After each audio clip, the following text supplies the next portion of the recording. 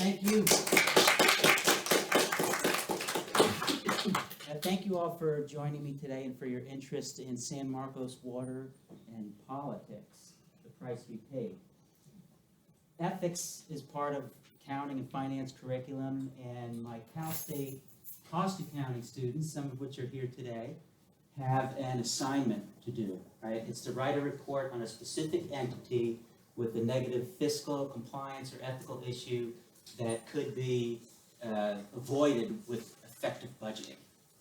And I told them about some example topics they could use. I told them about Cal State San Marcos and Dean Schroeder. You made the news for extravagant expense reimbursements, including a $110 steak dinner. And then I told them about Vallecitos water district. Ratepayers, customers paying $54 million to fund a developer fund deficit and amass reserves sufficient to cash finance development with ratepayer money instead of issuing bonds. And then I heard them talking amongst themselves, and they said, $110 steak dinner? I said, guys, what about the $54 million over here? Everybody can relate to that $110 steak dinner, but the $54 million.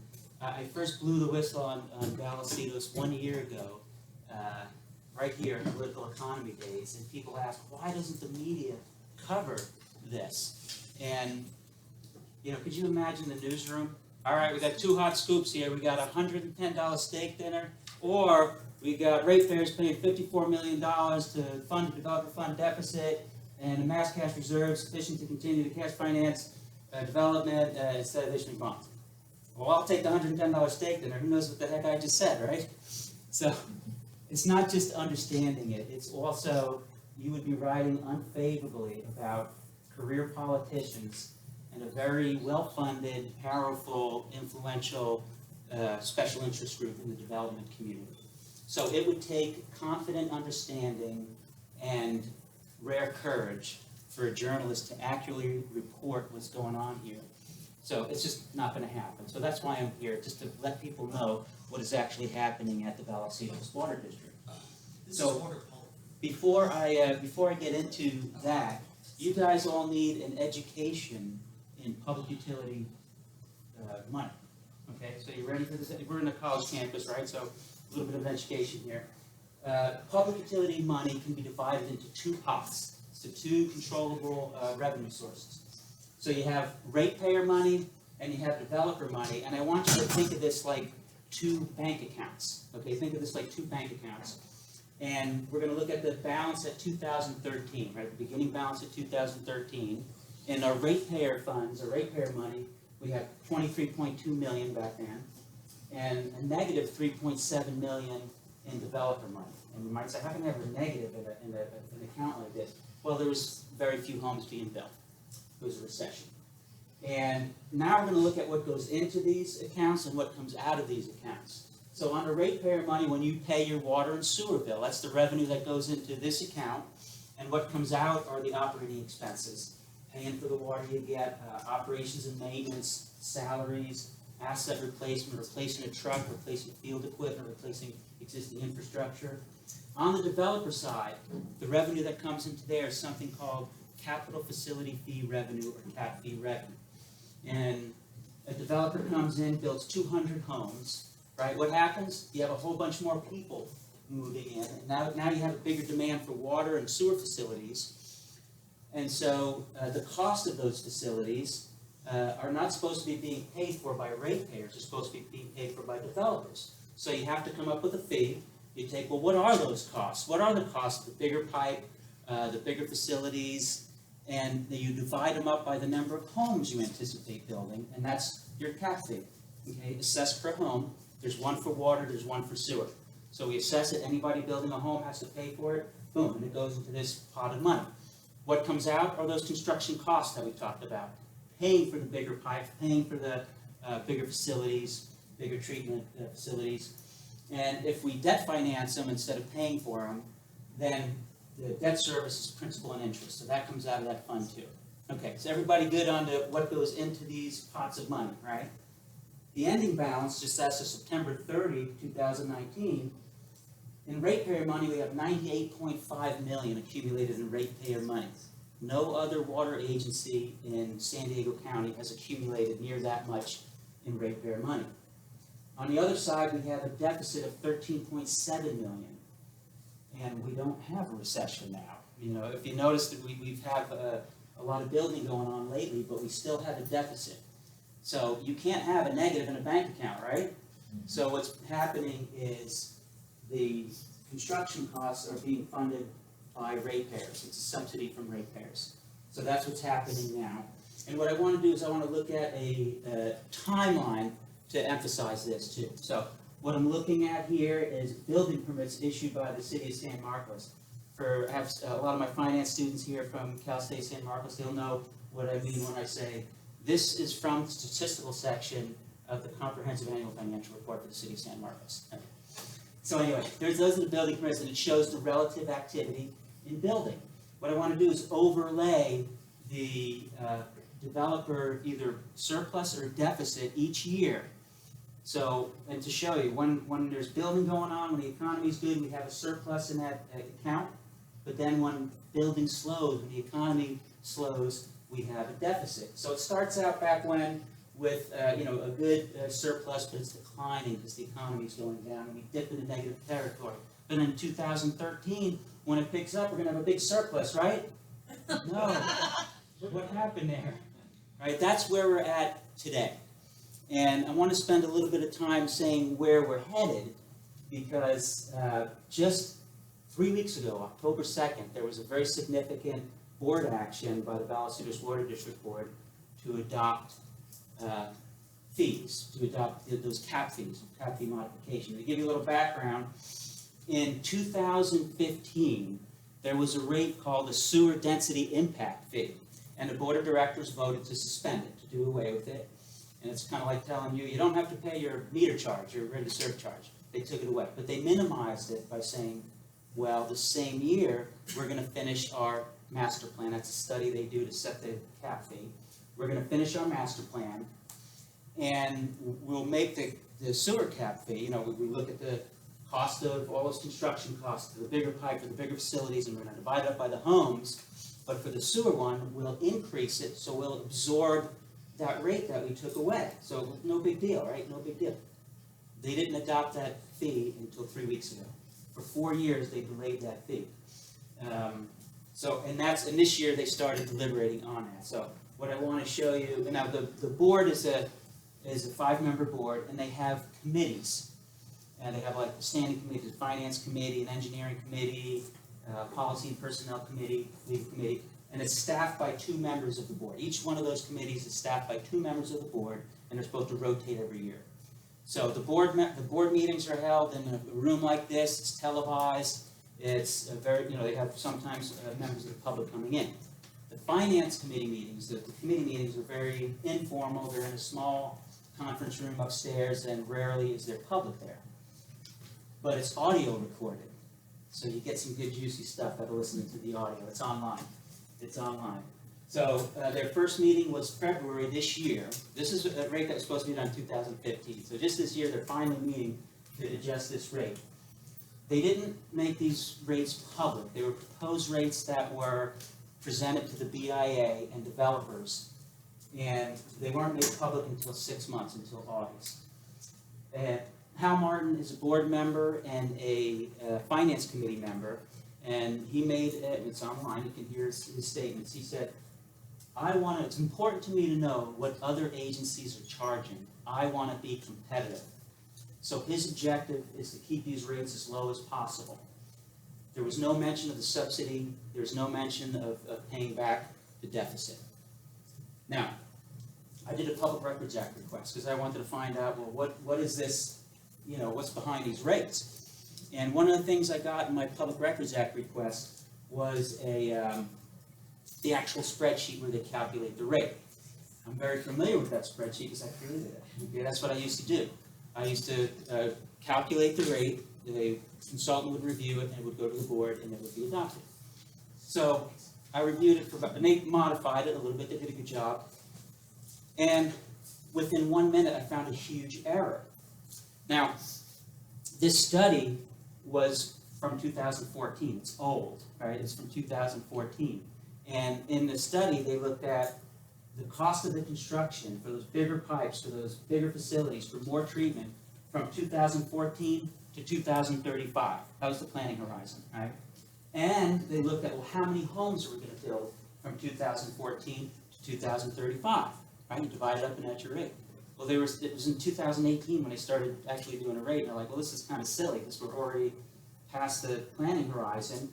Let's shorten the timeline. Let's shorten the timeline. So they did. They shortened the timeline for the construction costs, so that they got less, they got smaller, the numerator got smaller. And they had notes all over the file, well, let's start from 2019 or 18 and see how many homes we're going to build. But there was a formula error, and they kept it from 2014 to 2035. They actually estimated 2,200 homes would be built from 2014 to 2018. A total of 8,800 homes for that long period of time. Well, if they would have shortened it to what they were supposed to, it would have been 6,600 homes. But they left it at the bigger number. Basic math, right? You shrink your numerator, but you leave your denominator overstated by 2,200 homes. What happens to the rate? It's very small. It's a very small rate. Another thing I noticed that they had the deficit, the subsidy being paid back, they stretched it out to 2035. And I said, that's not acceptable. We weren't supposed to be paying that in the first place. And here we have to wait as ratepayers to get paid back. We have to wait for 16 years. I said, no, this has to be, and I recalculated it at a 5-year payback. Why 5 years? Because it's only prudent planning to every 5 years to do this master plan and adjust your rate, especially for a growing agency like Vallecitos Water District. So I recalculated, I corrected everything. I corrected the housing error and changed the payback. I wrote a nice letter to the board and to the general manager, and I said, hey, you probably had this inadvertent error, but it needs to be corrected, otherwise you'll never recover your costs. And it's not fair to wait 16 years to get paid back for something we weren't supposed to be paying for in the first place. So I adjusted that too. The letter was ignored. I asked for a reply. They never replied to it. They never mentioned the error, and they never corrected it. So all the public documents related to this cap fee modification does not mention subsidy, doesn't mention deficit, they don't mention the error. They never corrected it. In June, they met again. Well, actually, they adopted the budget in June. And with the budget, it includes 5-year projection. And in this 5-year projection, they're looking at those 2 pots of money we talked about. So in the beginning of every year is the beginning balance, and then the inputs and the outputs and the ending balance every year. And in the projection, they say, the deficit will be down to 7.6 million. Kind of brag about that. Oh, it will only be 7.6 million in 5 years. It isn't supposed to be there at all. So we're 13.7 million now deficit. It'll be down to 7.6 million. But look at the fees they assumed in the calculation.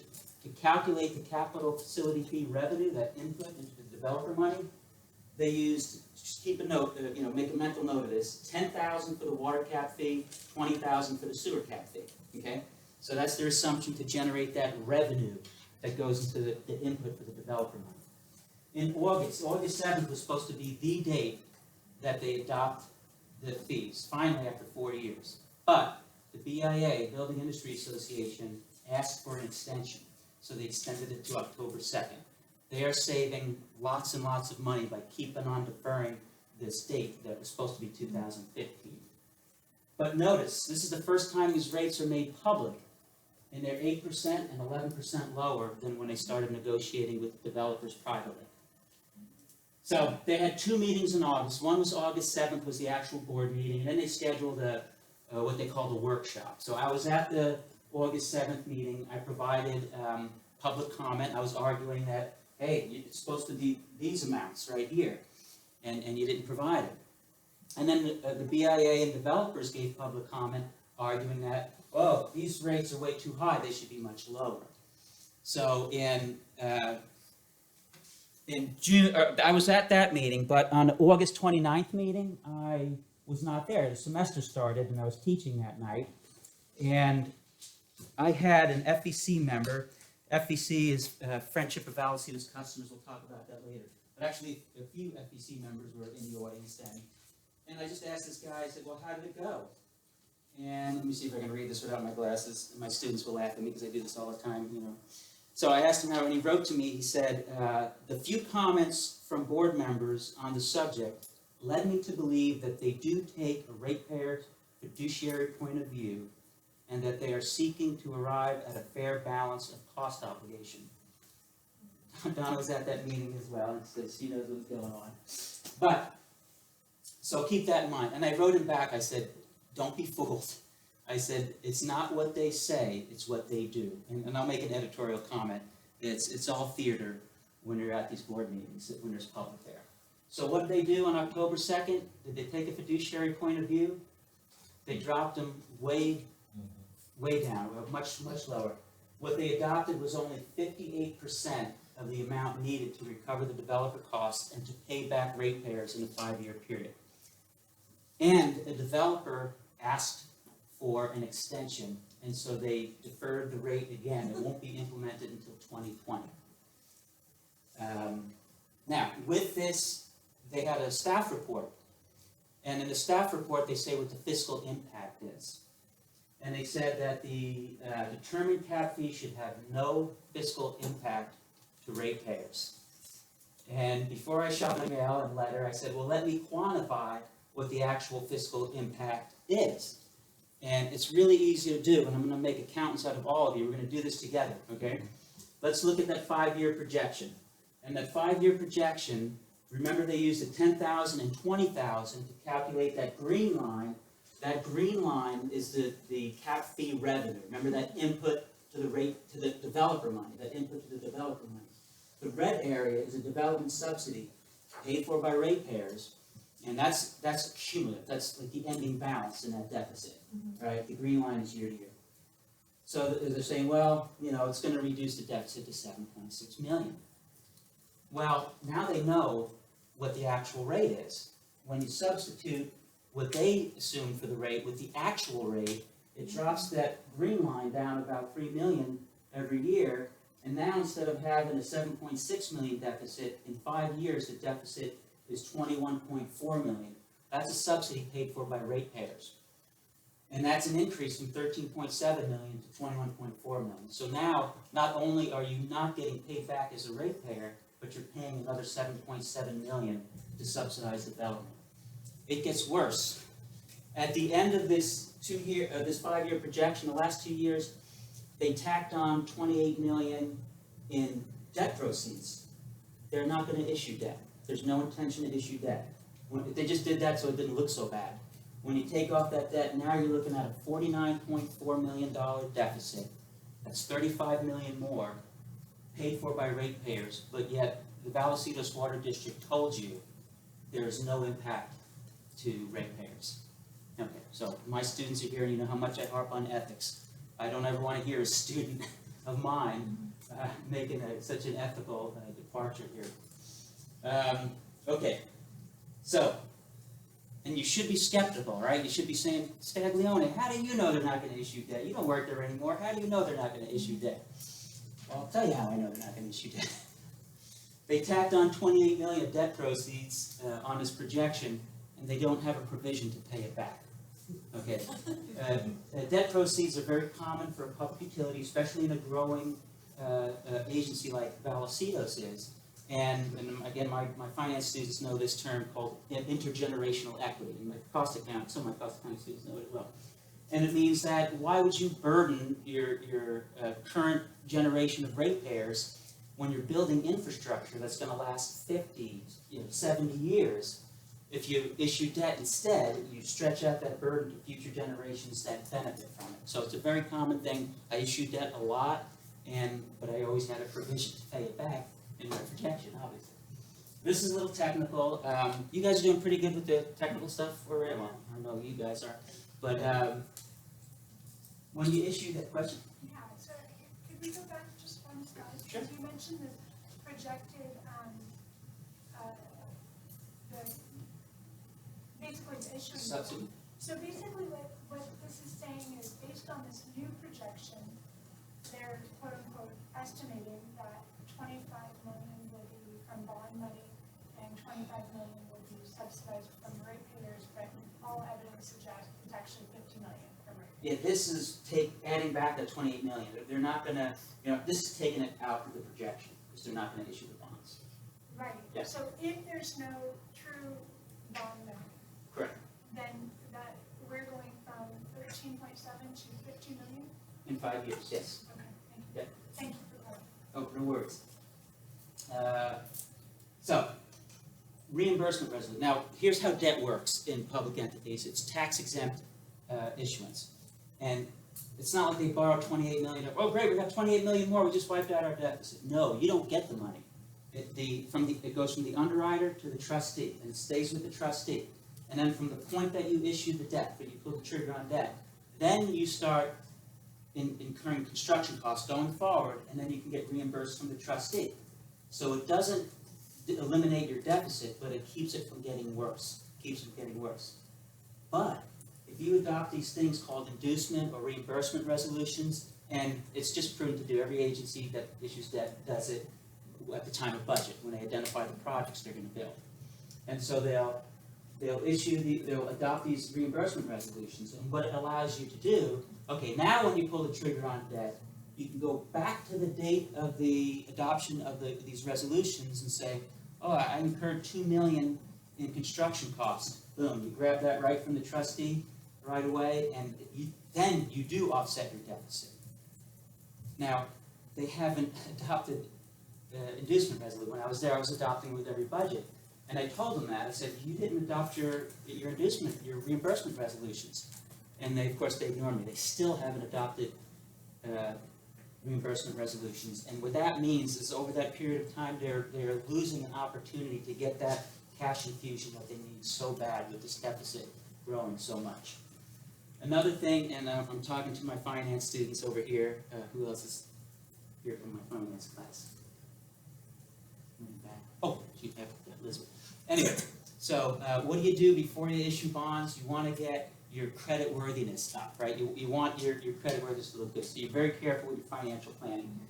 Here, what they're doing is they're taking, they already started, it's actually 17 million, but 16, before what they say, when they say they're going to issue debt, they're taking $16 million of a current cash position, ratepayer money, and they're going to pay down a 50-year debt, the pension obligation. They want to pay it off completely.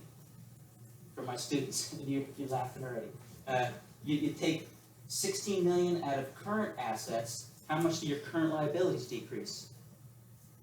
It doesn't at all, right? It's just the long-term liabilities. What does that do to your current position?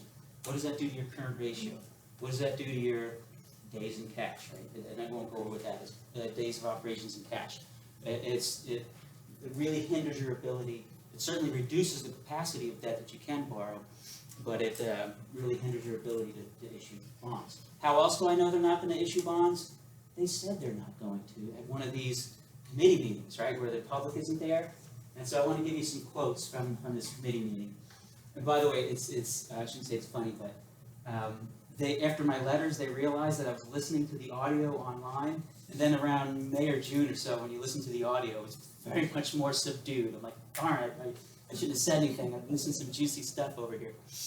So the finance manager says, we are able to do it now, borrow from ratepayers, because it's a win-win for both. Ratepayers are actually getting a benefit, interest. When the deficit started, the interest was 0.5%, and then now it's 2%. So think of that average. We didn't get any interest. They're accruing it on the debt. They're accruing it, but there's a huge deficit. How can we never got paid any interest, ratepayers never got paid any interest. So, but then another manager says, instead of paying ratepayers back at 2%, developers would be paying 5% if they issued bonds. So, and then Mike Sinella, a board member and a finance committee member, says, we, developers, are making money on the ratepayers' money. And he didn't say it like, we're making money on ratepayers' money? No, he was pleading, we're making money on ratepayers' money. This is on, and I have the start times if you want to listen to the audio on the Vallecitos Water District website. If you don't want to listen to the whole meeting, I can tell you what the start times are, but they're still online. Or maybe they took them off. They're going to take them off soon, so hurry up and listen. Here's another quote, more quotes. This is Hal Martin, a board member and also a finance committee member. And to preface this, I did 2 other lectures here at Palomar, and I kept on harping on deficit. There's a deficit, there's a subsidy, there's a deficit, there's a deficit. So this is what Hal says. I hate the word deficit for many reasons. It gives credibility to detractors to start with. There's no deficit. Deficit is a bad word. For the naysayers, it's very easy to say deficit. We need to change that terminology somehow. You can't use the word deficit. Change that terminology. He's admonishing staff, and staff is, and then the general manager says, how about capital facility revenue shortfall? There you go.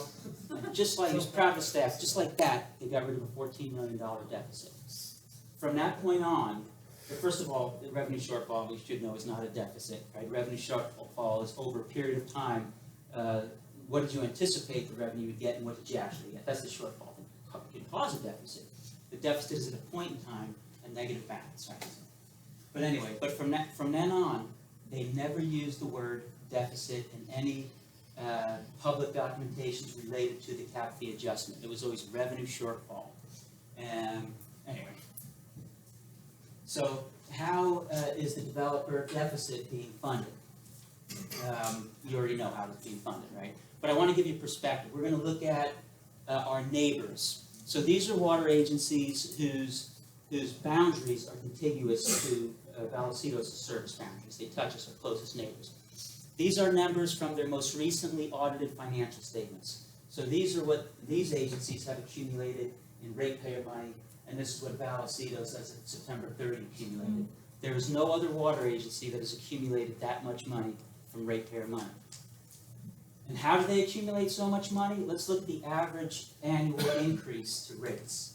For developers, 2.6 inflationary. Since 2013 at takeover, 7% on average per year for ratepayers, for sewer and water bills. That's how they accelerated from 23 million to 98 million in just a 6-year period. And now let's take a look at the developer money. So the same agencies, now we're looking at what they've accumulated for developer money. Vallecitos, they didn't accumulate anything, there's a deficit. Oh, but wait a minute, it's only going to be 7.6 million in 5 years. But wait a minute, you included debt service proceeds that you're not going to be borrowing, it's really 35.6 million. Oh, wait a second, you used those inflated rates to calculate your capital facility fee revenue. When you adjust for that, it's another 13 million. So again, we're at a $49.4 million deficit in just 5 years. So, I don't know what's next. Oh, how did we get here? So again, I have to tell you a story and educate you a little bit here. So in 2008, 2009, 2010, around that area, developers were coming to the city of San Marcos and saying, hey, you've got an acre and you've planned for 5 living units on it, we want to build 20 living units on it. So they get a variance and they build 20. It's called densification. It was happening all over San Marcos. And Vallecitos Water District didn't plan for the 20, they planned for the 5. And if all the developers were to develop within the plan densities that are noted in what's called the general plan, they wouldn't need any additional sewer treatment capacity. We were good with sewer treatment capacity all the way till build out, if they would have just built to the planning. But they didn't. So now we need additional sewer treatment. It's about $50 million is what they project it's going to cost for this additional sewer treatment capacity.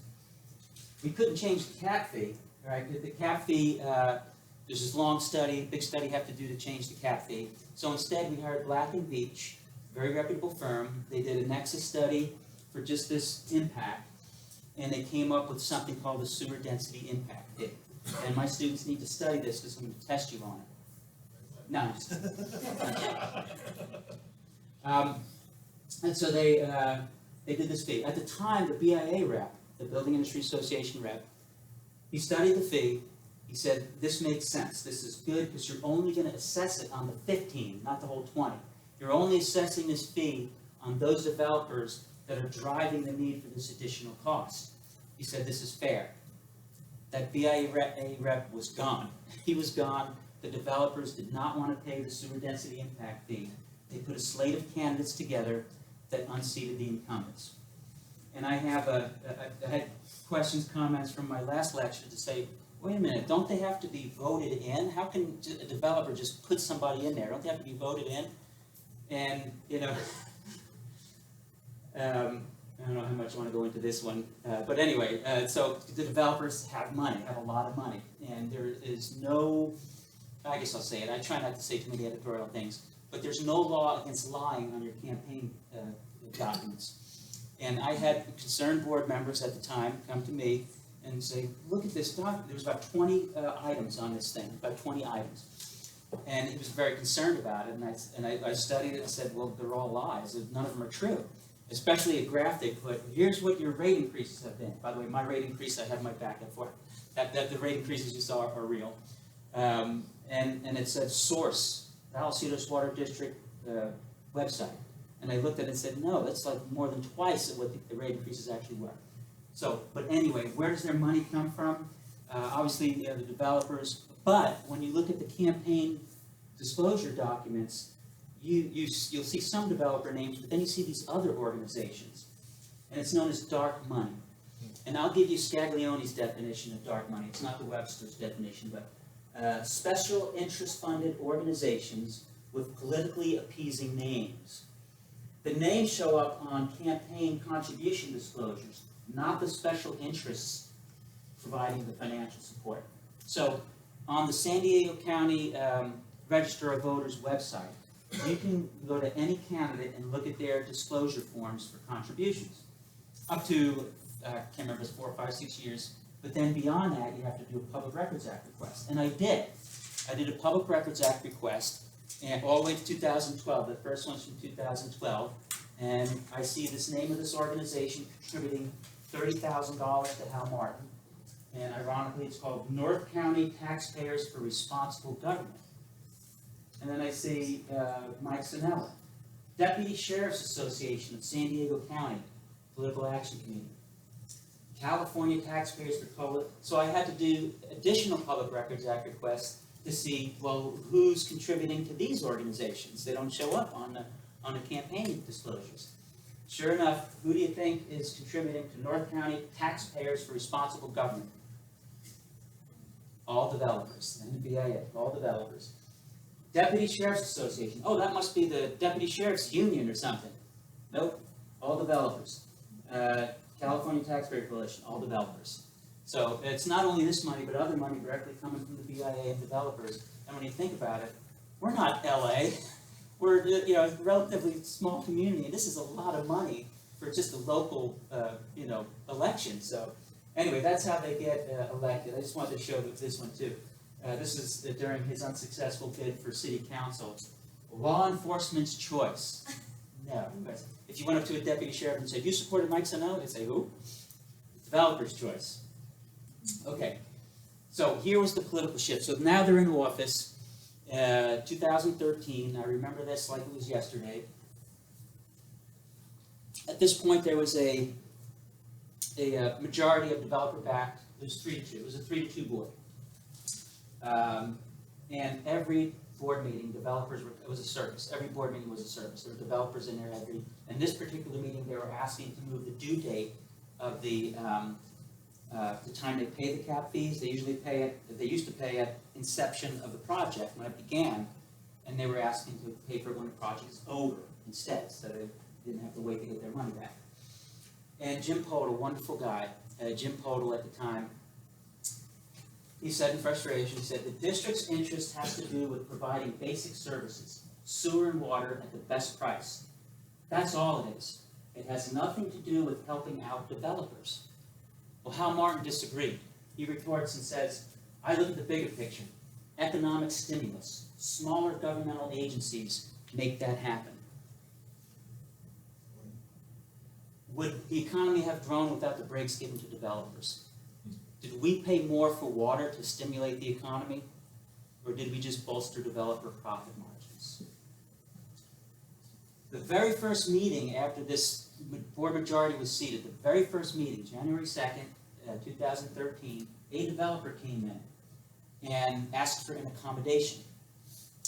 2 weeks later, there was a closed session meeting, And even though I don't work there anymore, it would be illegal for me. I would be violating the Brown Act if I told you what happened at that closed session meeting. I can't tell you. But 2 years after that date, another developer came in, and he said in public, in a regular public meeting during comment section, he said what happened at that meeting. And what he said is this developer got 800 to 1,000 units to develop free of the sewer density impact fee. That is an accommodation of $2.5 to $3.2 million. Now, just 2 months prior to the election, the same developer contributed at least $40,000 to North County Taxpayers for Responsible Government. I say at least because what the developer does is they set up an LLC for each project. And I know these two LLCs were his. He might have had more, I don't know. But $40,000, $3.2 million paid. So what I want to do is use a timeline to kind of go over the other, all the other significant items that happened during this to see how we got to where we are today. Back in 2005, 2006, had a housing boom. Times were good. We had $50 million of ratepayer money. It was a healthy operating reserve, a healthy replacement reserve. We had $30 million in ratepayer money. A lot of money. Then what happened? Recession, followed by a drought. Our ratepayer money dropped below our target reserve levels. Our developer money was hitting negative territory. What are we going to do? I implemented a strategy endorsed by Government Finance Officers Association called Bridge, Reform, and Transform, and the board embraced it. I bridged the gap, right? Do whatever you need to do to get past this economic slump. So we did things we wouldn't normally do. We cut costs, we deferred capital projects, we had a hiring freeze, we did raise rates. And then as soon as the MOU came up, we negotiated with employees to cut their benefits. It was overall cut to compensation between 13 and 17%. And you hear me talking negative, it's about the board. Our employees, we're so blessed to have the employees, ratepayers should know, they're so blessed to have the employees they have at Vallecitos Water District. 80% of them went along with that and they accepted it and they took a cut. Unfortunately, a lot of those employees are gone now because of this board. I'm one of them, and there's only one manager left from the time that this board took over that's still there. And they weren't retirement age. Look how darn young I am, right? And so anyway, and then to address the developer deficit, that was the sewer density impact fee, right? But then what happened? There was the board takeover. Then as soon as the board takeover, the $3.2 million accommodation, followed by the cap fee referral. So at the time they said, well, it's only a timing difference if we move the time you pay from project inception to the time the project is done. I said, yeah, it's a timing difference that does not correct itself until the last building in San Marcos is built. Vallecitos Water District is a growth agency. They always have projects in progress. And all you need to do is say, what are the cap fees associated with those projects in progress? How much is it? Well, that's money we don't have now that we otherwise would have. And who's paying for it? Ratepayers. At the time, a manager estimated it was a $4 million hit. That's why you see it drop so drastically. It was because of the cap fee deferral. And BIA calls me out and says, it's not a giveaway, and calls me a liar. Okay, anyway. So after that, the impact fee was suspended. Not only was it suspended, if you notice the rates on the bottom, not only was it suspended, but they refunded what was collected to that point. So it's as if that fee on the bottom, you see it go away. The developers never paid $1 towards the $50 million we will need in sewer treatment, and they never will because of the rate that was adopted. Then the board gave themselves a 33% pay increase, and then they got reelected. Okay, so that's why I'm here, right? Do you think voters that knew what they just had done to them? They just took their money and subsidized development, and they reelected them. Okay, and I ran out of room, and I should be putting deferred cap fees, deferred cap fee revenue, deferred cap fee, because they kept on deferring a cap fee until finally, just 3 weeks ago, they adopted a rate after a 4-year delay that's only 58% of the amount needed to cover developer obligations and pay back ratepayers in 5 years. And the developer asked for an extension again. So these rates won't be implemented until 2020. So, before I go into how do we fix this thing, you need a little understanding on the roles and responsibilities of the different people in a district. Now, this is a preview for my finance students because we're moving into organizational development, so you're going to get the same lesson here. But anyway, so what's the roles and responsibilities of elected officials? They set the general direction of the district. They make policy. Politicians make policy. Planning. They hire, evaluate, and fire the general manager. Collectively as a board. It's not supposed to be individual board members doing this. Collectively as a board. And they're not supposed to be micromanaging, right? That's up to the general manager. The executive manager. What does executive management do? They do everything. They're responsible for everything that happens as a district. It's a big, and you guys in my finance class will all be general managers someday. Big responsibilities. And they have to implement the will of the board. Whatever policies they set, the general manager has to make that happen. And I always get this question, and I'll probably get it again in my class at Cal State. Well, what if they tell you to do something that's so crazy you know it's wrong? Doesn't matter. You have to implement what the board tells you to implement. But you have a responsibility to make the public aware, the board aware of any implications, any impacts from the decisions being made. And when that staff report came out, and that's the general manager's responsibility. I don't know who actually wrote the staff report, but it's the general manager's responsibility. That was a huge failure and a huge departure from ethics. To misrepresent to the public that there's no fiscal impact when you're going to be paying another $35 million on top of what they paid already. So, again, my students, I harp on ethics, so watch that stuff. Ratepayers, I'm going to get mad at ratepayers too. What are their responsibilities? Follow district ordinances and elect officials that represent your interests. Okay. Board focus, right? How to fix it, part one. We'll break this up into 3 parts. Obviously, it needs to be board focus and long-range planning, not just to their next election.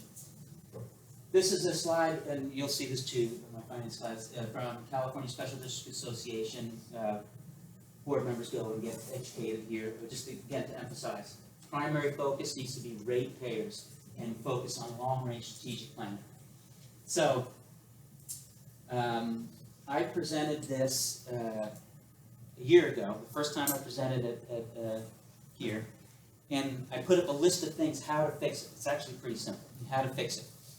And I had a member raise his hand, and he said, "You're missing one thing. You gotta get board members that have a ratepayer focus."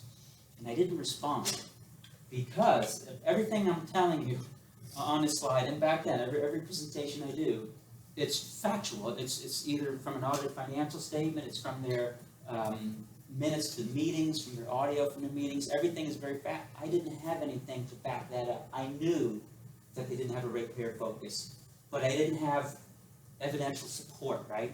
So what I did for the next time was back in April. I said, well, what would prove? How can you substantiate what the board focuses on? Anybody take a guess? The combinations? Agenda items. And so we asked the board, what do you want to hear, right? What do you want us to take back to the? So most of them come from the board. So what I did, this took a long time, and I didn't update because I was lazy. I looked at every board agenda item from the board takeover, and this was through April this year. And there was 132 items on capital improvement projects and development. That's not unusual for a growing agency. 141 items on admin. That's probably a little high. You're not supposed to be micromanaging. Planning, or policy rather. Policy, 64. That's what you're supposed to be doing. That's a board policy. 64. Planning. You're supposed to be doing planning. 10 items on planning. 8 of those items were on the master plan, the study that you do, and that was stretched out. It kept on deferring it. And then 2 of them were on a strategic plan. And they said, oh, at least they're doing a strategic plan. No, that was the old board strategic plan. They just reviewed it. And you might say, well, that makes up 10. What about financial planning? 0. 0 items on financial planning. Interagency governance and admin, that's just, we have contracts with other agencies, we have shared governance, we have trade associations related to water, that's not unusual. Rates and charges, not unusual, that's our water and sewer bill and other rates. Cap fees, 6. So you're saying, well, at least they addressed cap fees, right? They're obviously deficient. No, every one of those items was to give an accommodation to developers. There was a couple items on deferring the due date. There were a few items on getting rid of the sewer density impact fee.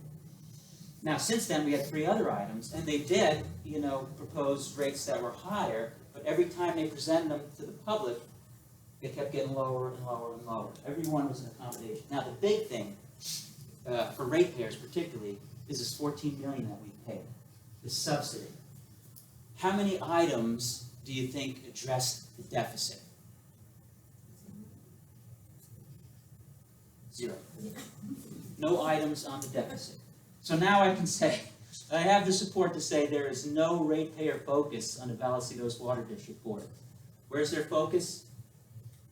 Board compensation and reimbursement, 42 items. Okay, so part 2, competent financial planning and actions. Remember I told you about the standing committees and you rotate off of these committees? For some reason, since 2014, there's only been 2 board members on the finance committee. They never rotated off. Hal Martin and Mike Sinella. And since that time, what did we have? We had the run-up of $100 million of ratepayer money. We had the deficit of $14 million on the developer side. We had all the accommodations to development and 0 items brought to the board on financial planning. So I think I'm safe to say, yeah, we need to rotate those 2 off of that committee. Another one is, now, the cap fee. You have to adjust the cap fees. What I calculated, remember that slide before I calculated, it was more than doubling the sewer cap fee. It was more than doubling the sewer cap fee. And it was like, I didn't calculate, it was a double-digit increase to the water cap fee. Well, that's what you needed. That was the rate that was needed. But they wouldn't adopt it because of, for whatever, I leave it up to you to decide why they didn't adopt it. You have to adopt rates that cover your obligation. You can't say, I want to be competitive. That's not the objective. The objective is to have developers cover their impact and not burden ratepayers with it. That's not supposed to be happening. And then you revert the capital facility due date back to project inception, at least until the deficit is recovered. And then adopt a new reserve policy.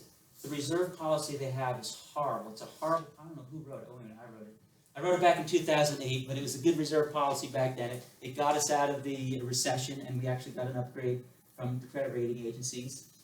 But obviously, a reserve policy that allows you to run up $100 million in ratepayer money, a deficit in the developer fund of $14 million, and no set aside for rate stabilization.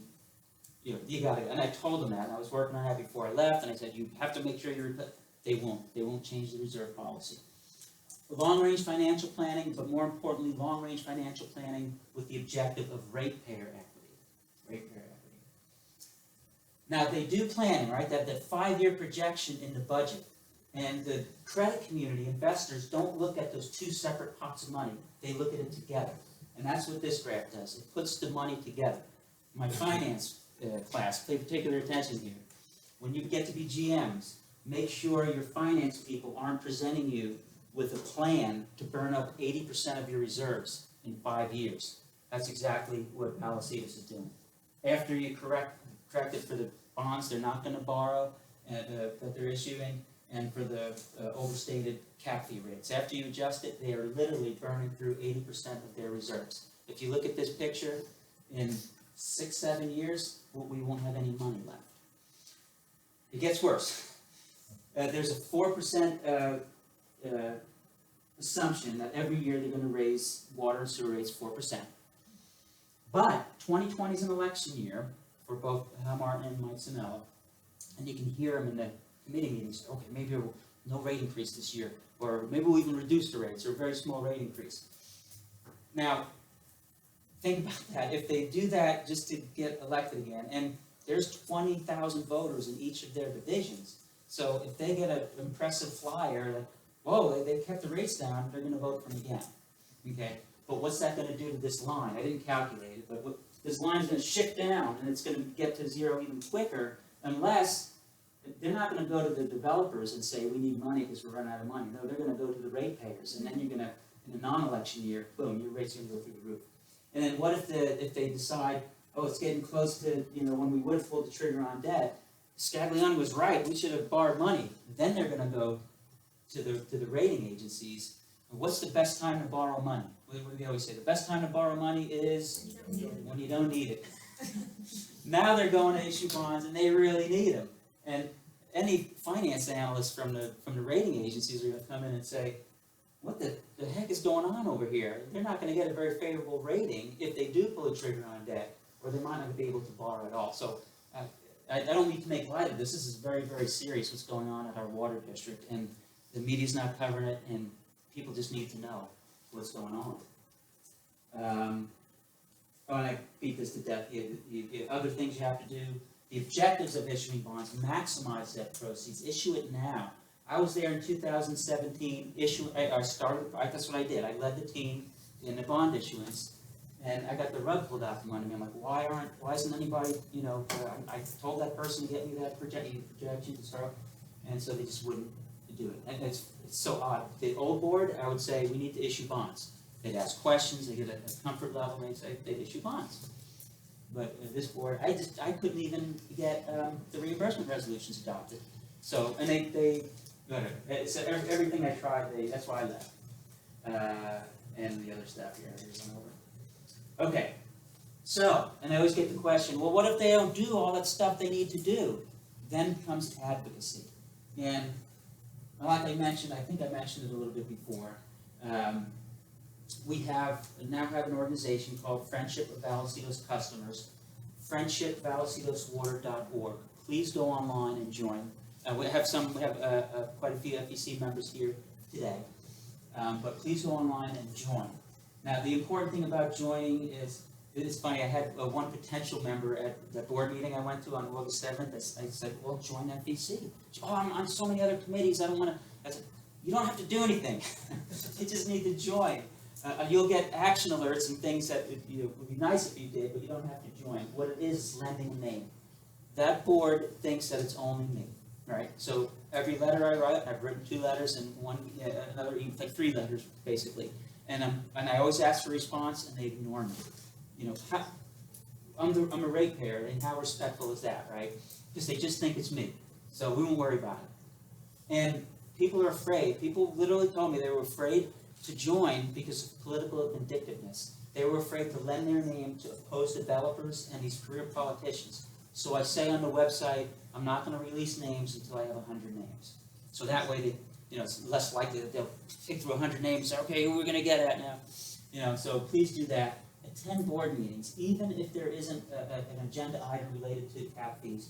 Attend board meetings and just say, I'm an FEC member, and I'm concerned about the subsidy ratepayers are paying. Yeah, that's all you have to say. And so they start to know, like, whoa, people are actually taking time to come to a meeting and say that, so they might know that. Protest the rates. They hired Raftels to do a study on what's called a cost of service study for the water and sewer rates. So in December, January, you're going to be getting I can spend a whole other hour on this one, but we have another wonderful speaker coming up after me, so I don't want to encroach on that time. But so I'll save it for another time. But anyway, per the California Constitution, you're going to get a notice 45 days in advance of the public hearing. And in this notice, it's going to provide an opportunity for ratepayers to protest the rate. And if you get a majority protest, you can't implement the rate. We have 22,000 customers. That's 11,000 letters. That's not going to happen, right? But I'm advocating to send a letter just so the board knows that I'm not the only one that knows what's going on. Okay? And all you have to do in the letter, and follow FEC website, I'll tell you exactly what to do. The letter just say, I protest the rates. Boom. Or I protest the rates, raise developer fees. Or I protest the rates, stop borrowing money from ratepayers. Let them know what's going on. Hundreds, thousands of letters would be wonderful. What time is it and how much time do I have left? I have 5 minutes left? Well, that's it? Oh my God. Okay. And let me jump up. Here's a good one I got to tell you about. San Diego County Taxpayers Association. If you're familiar with it, it's a nonprofit organization that do these golden awards. golden watchdog for good use of taxpayer money, golden fleece for bad use of money. Doesn't Vallecitos deserve a golden fleece, right? But I looked into, well, who contributes to the San Diego County Taxpayers Association? I couldn't find that online, but I found a former Voice of San Diego staff writer that used to be on a committee of SDCTA. And these committees, it's an anonymous committee that reviews these nominations and selects the winners. And he used to be on those committees. But he wrote this a year ago. He says, but the SDCTA annual membership fee was raised dramatically, resulting in most not renewing their membership. Now, most of the committee members represent special interests, especially the construction industry. Log rolling in SDCTA is common, though never publicly discussed.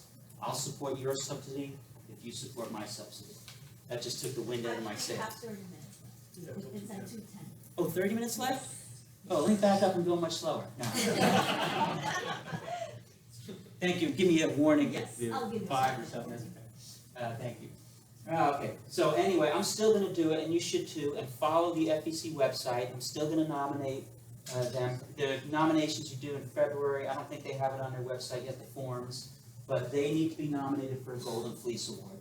At least what we can do is, obviously if it's going to developers, they're not going to choose Vallecitos. But at least we can say, the reason why it's important to do it, and if by chance it does get, this gets a lot of media attention. It's automatically covered in the media. Otherwise, again, Vallecitos, what's happening is not going to be covered in the media. But this will automatically be covered. And if they don't get selected, then it's like, okay, now you know something's going on. Here's an important part too. Every time there's a rate presented, an increase to cap fees or something negative for developers, they sue. And and I wrote to the Vallecitos board and I said, you've got to reverse precedent. Every time developers want something, they sue and you settle. In any other water agency, that's fine, because every other water agency has developer money. So when there's a settlement paid, it comes out of developer money. It's different at Vallecitos. There's no developer money. When they settle, it's ratepayers that are paying. That $3.2 million, I don't know if I can say this, but that $3.2 million was pursuant to at least a threat of litigation. And they caved. It's like, no, don't cave. That's ratepayers $3.2 million. Pursue it aggressively, and that's what I wrote in my letter. I said you have to aggressively defend these lawsuits. You have to reverse precedent because it's ratepayer money. And same thing with this on October 2nd. The litigation was initiated by either the BIA or other developers, and what do? They caved and they dropped that rate to 15% of what's needed. Ratepayers are paying that. So, unfortunately, the FEC doesn't have any money. The BIA has a ton of money, and the BIA will initiate these lawsuits. FEC does not ask for contributions. We have a zero budget. So, but what I'm starting to do is reach out to bigger customers, growers, who might have a little seed money. What is happening is, just to put it in legal terms, this subsidy that these ratepayers are paying. California Constitution, Article 13D, Section 6B, referring to water and sewer rates, revenues derived from the fee or charge shall not be used for any other purpose other than that for which the fee or charge was imposed. And so what they're doing is they're taking revenue from the water and sewer fee and subsidizing developers. That's a clear violation of the California Constitution. But who cares? Nobody's doing anything about it. There's no money to initiate a lawsuit. So hopefully we'll have that challenge and they'll respond to that. It's a real different lawsuit because it's not like we're not like challenging the rates. We're saying you need to. I don't know if we'll be able to do that. You need to take action and actually recover your costs from developers, and obviously elect officials that represent your interests. This one is a little tricky because you might, oh, that's easy. When an election comes up, we'll just vote in. So you have to have a challenger first. You have to have a challenger to change people out. And I'll tell you another thing too. Vallecitos Water District has no term limits. The city of San Marcos has term limits, and that's why Tom Martin's not on that council anymore. That's why he's on Vallecitos board when this happened. So and then he's never lost an election. So if you're thinking about challenging him, you always think about, oh, this guy's never lost an election. It costs money to run these elections. these campaigns. So anyway, we need to get the word out. We need to get good people that have a ratepayer focus and are passionate and honest and such to run. So, well, I got plenty of time left, but I want to leave you with a quote by a very intelligent, good-looking finance expert back in 2016. This was in reference to the 2015 suspension of the sewer density impact fee. And it was Ry Rivard interviewed me, and it was the only time I was actually accurately quoted in the newspaper as executive manager. Do a lot of interviews, and anyway, he accurately quoted me. And I said, if it's not being paid for by developers, it's either kicking the can down the road to developers in the future, or ratepayers will pay for it. Wow, what a genius! Huh. Anybody could have told you that, right? I don't have to be smart to say that. At the time, I was interim general manager. And I did what I was supposed to do. It's more significant than just in a newspaper, right? What am I supposed to do as the general manager? Let the public know, let the board know what the implications are of the decisions being made. And that's exactly what I did. And I got ostracized for that. And I was so disrespected by this board. Well, I won't call out people that know that, but people in this audience know that. And I left. I left a $218,000 a year job because I was not serving the public. I was not serving the public. And that's what I'm supposed to do. I'm a CPA, right? And what do I can't remember which classes I gave this lecture to. I've got all classes represented in here. But I always say, what's the most important letter in CPA? Public. Right? You're serving the public, and you're in the public trust. Not only that, when you work for a governmental agency, right, you're serving the public. And how can you serve the public by saying there's no fiscal impact when ratepayers are paying $35 million more? So anyway, I did what I was supposed to do, and anyway, I bailed, and hoping that as a ratepayer advocate, I'm going to get a lot more done than I could. I had to do the will of the board. Again, as executive management, I couldn't get anything done there. So maybe we can get more done together. Please join FEC. And take my name down, my email address, and I would love to, question. No, I have a comment. Yeah. Go ahead. Well, I guess I have a question. You started this out by saying that Hal Martin's kind of general theme was we need to be competitive. This isn't like you're going out and shopping for cars. We're going from dealership to dealership. I mean, isn't that a straw man argument? Like, the basic idea is maybe we're serving the public by making our rates more competitive, and so therefore we attract more X, Y, Z, and that's often used for businesses. Like, we lower our rates, we'll bring businesses in, and then everybody's happy. Yeah, you pay a little bit more, but you've got more business, you've got a better quality of life, et cetera. Yeah. But these are developers that are already going to build in San Marcos. There's That's right. no question. They're not shopping around going, do I build in Escondido or San Marcos or down in Chula Vista? That this is what they're going to build. They're going to make a profit. Mhm. And this is just about, I mean, so that idea, we need to be competitive, is a fallacy, right? Yes. Yeah. Okay, there is no competitiveness. Yeah. And Well, Where is the no. competitiveness? What Liz is saying is it's here you have a developer and you're saying we want to be competitive. Does that developer say, oh, that rate is too high, I'm not going to build in San Marcos, I'm going to build in Vista instead? No, there's no. You don't have an option. If you're going to build in San Marcos, you're going to build in San. You're not going to go somewhere else to build because your rate is higher. So the being competitive. They will wait, though, to build. And in fact, there was a board meeting that I attended, and that's what one of them said. He's been waiting for several years. And they won't necessarily build in your area. And I don't think we should look at this as totally against developers, because you shouldn't be. But you should know that they are temporary customers and that they do need to pay their fees. Yeah. And that's the way I think we should look at it. Yeah. That wasn't the way it wasn't. Oh, okay. I mean, I Yeah, but agree, they but do that have idea other that, places Yeah, that they being could competitive. build. and they probably do as well. Yeah. Yeah. You mentioned something about using the ratepayers' money Yeah. to subsidize developers. Yes. Where are the auditors of their books?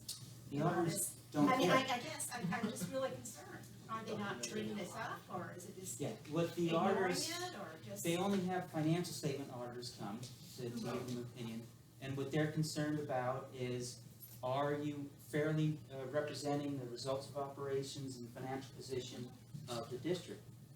Whether or not there's a subsidy going on, or they don't care. In fact, there's no division between ratepayer money and developer money on the audited financial statements. It's only, the deficit is only mentioned in the MD&A, the management statement. They're not following, what is it, the California, I can't remember what you mentioned, they're Yeah, not following California that. Constitution. So if you were a company. Yeah. And you had a board that was not following Mhm. the state rules.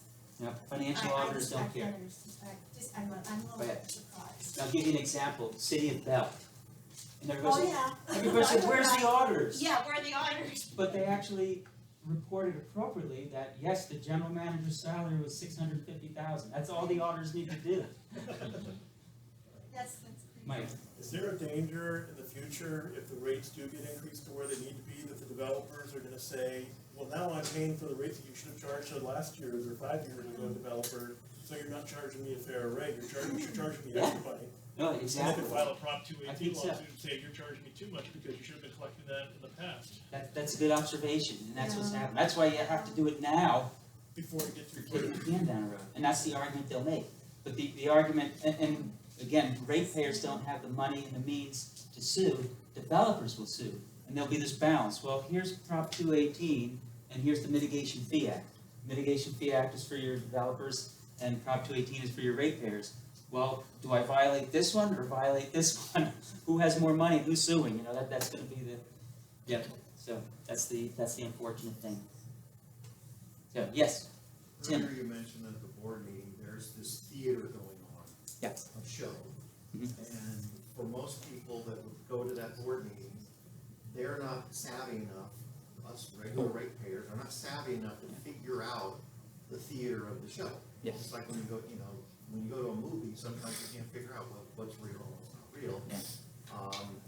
What are some of the things that, to help people be educated as to what is behind this theater? What are some of the things that are said at those meetings as part of the show that when somebody who you quoted went to that meeting and said, well, it sounded like they all had, they had ratepayers' interests in mind. What are some of the things that are said by the other side that makes it sound so good that the board members can go up there and go, oh, okay, well, yes, I understand, and yes, we need to do that to be concerned about? What are some of the things that are part of the show that might help? You're inviting these people to attend meetings and to be a member of this group and all that. Mhm. What would they hear that would sound good but may not be true? Well, I'll tell you some things, and maybe Donna can tell you some more things, but as staff for many years and being there, you would hear when the public is there, it's when the public is there, then they put on a show, and just say something as simple as, we're for the ratepayers, and you see the expression on that ratepayer, we're for the ratepayers, that's all they said. And one time it said, we're change agents. Oh, and we actually had somebody clapping for the board. We're change agents. Yeah, you're change agents, all right. Don, do you have any observations from the August 29th meeting? Well, they even have builders there that will talk, and the builders will say, you're really pressing hard on us, and we can't do this. Oh, yeah, they have a really, and Hal will stand up there and he'll say, please, sit down, have something. He'll act disrespectful to them, just so that we think, oh, yeah, Yeah. good, yeah. That was kind of like a. Yeah. No theater. Yeah. So, anyway, there's a whole bunch, I've got a little bit of time, so let me talk about the rates that are coming up. So they hired a consulting firm, good firm, Raftellus, to do the cost of service study. And right now, the rate structure they have is a very fair, very equitable rate structure for water and sewer rates. I might be a little biased because I came up with this rate structure. But right now, there's tiered rates, so the more you use, the more you pay. But it's tiered by meter size. So the bigger meter you have, and the reason why it's tiered by meter size, it's a step in a direction of water budgeting. Anybody know what water budgeting is? If I ask that, well, you guys know. If I ask that question in Orange County, everybody would raise their hand because everybody's on water budgets in Orange County, where they actually do a budget for your property, and then you have to use water within that budget, or you're going to pay a lot of money. Well, the by meter size is a step in that direction without going through all the complexities, and I won't go over all the complexities, but there's a lot of complexities. In other words, if you have a 1-inch meter, it's a bigger meter, you will go, we don't just give you a 1-inch meter. You have to go to the engineering department, they have to say, yes, you're justified, you have a justifiable need for that bigger meter. So what we do at Vallecitos, what they do is you get a more allocation. You pay more ready-to-serve charge, you pay more fixed charge, and you pay, there's more capacity associated with your property. So obviously, you should have a bigger allocation. But the consultant they hired to do the study, after they do the study, our rate structure is going to change. It's going to look just like, if you want to look at it, Rainbow and Olevenhagen Municipal Water District. It will have the same rate structure as they have. And they, like most agencies, they have their rates by customer type. So what's going to happen, in Division 1, that's Betty's division. Division 1 is where all the 1-inch meters are. All of the lake area where the smaller meters are Hal Martin and Mike Sinella's division. So what's going to happen is the burden is going to shift. You might not see an increase at all for the 5/8-inch meters, and all of a sudden the 1-inch meters are going to pay a lot more. Martin and Sinella don't care. That's not their voters. It's the voters in Division 1 that are going to be impacted the most. So keep that in mind, and especially when you see the notice coming out. It's like, yeah, oh, you might say, oh, okay, I don't care, they're not increasing my rate. You should care, yeah. What about that pumping fee? I knew you were gonna ask me. That pumping fee, I don't understand why it's just a The certain pumping areas fee, have it. I believe is equitable, and the reason why it's equitable is we incur costs for pump stations that are, Vallecitos incurs costs for pump stations, there's 9 of them in different elevations. And is it fair that all ratepayers should share in that cost when they're not using it? You know, they don't have to pump to all of them, just about 12% of the customers. So they isolate that and say, well, that's a specific, almost like a specific benefit. They don't charge everything, just the power, which is the biggest cost, but just the power. So that's what they're recovering. So I believe that's fair, and every agency has pumping charges, almost every agency, unless they're flat. If they have to pump to higher elevations, they have pumping charges. So, anyway, any other questions, comments? Wow, I thought it'd be going forever. Yes, Don? I have a comment. Yeah. Just that when you said to go to the board meetings, Mhm. they need to know the days that they have it, Oh, and what thank you. time it is. And also that it's very, very important that you go, even if you don't say a word, Mhm. but if you want to say something, even if it's something small, like Tom said, you do need to let the, what is the secretary know Yeah, ahead you of fill out time. a speaker slip, give it to the executive secretary. And the board probably will not address you at all, so just be prepared that they're not gonna say anything after you're done. Yeah. You just sit down. Then what's the point of saying? Because then they start to know that people know. Yes, They're legally Yes. allowed to respond in open session Yeah. unless you are talking about an active. something's on the agenda, So right. they will never respond to any Yeah, board and a lot of meeting people get offended by that, and it's the way it has to be done, yeah. because it's not actively agendized item. The only thing they could do is direct staff to agendize it at the next meeting if Yeah. they thought it was a relevant topic. But that's the only action they will ever. Well, and that's another point, you can call staff before a board meeting and ask that you have something put on the agenda. If you're really adamant about something, they will. Yeah. It sounds like it's just gonna get blindsided by a question they're not ready to answer. Well, No, they don't it's respond. They're not supposed to respond to you That you anyway. go to, water districts, cities, it's every government meeting. Mostly, sometimes, and we've been directed as staff to say, could you please address these concerns? And then they'll direct staff to say, get with Mr. So-and-so, Mrs. So-and-so who's doing this, and that's what happens. But what Don is saying is that what will happen, now they think it's just me. They think it's just me. I'm the only one. But if people start saying in public comment, I'm an FEC member, I'm very concerned about the subsidy we're paying. And then they go like, holy crap, somebody else knows. So that's what we're saying. Just let them know. Let them know that you know what's happening. Join FEC, please. Yeah. Anyway, thank you so much. Any other comments? Any other concerns? Thank you for coming.